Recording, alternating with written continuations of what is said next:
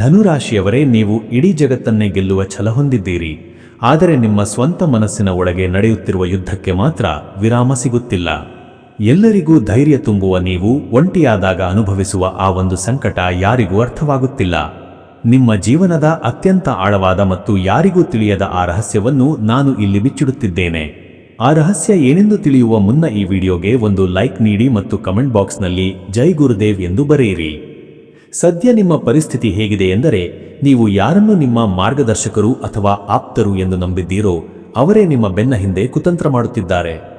ನಿಮ್ಮ ಮುಗ್ಧತೆ ಮತ್ತು ನೇರ ನಡೆನುಡಿಯನ್ನೇ ಜನರು ತಮ್ಮ ಲಾಭಕ್ಕೆ ಬಳಸಿಕೊಂಡು ಇಂದು ನಿಮ್ಮನ್ನು ಗುರಿಯಾಗಿಸುತ್ತಿದ್ದಾರೆ. ಎಲ್ಲರಿಗೂ ಒಳ್ಳೆಯದನ್ನೇ ಬಯಸುವ ನಿಮ್ಮ ದೊಡ್ಡ ಗುಣವೇ ಇಂದು ನಿಮಗೆ ಮುಳುವಾಗಿದೆ.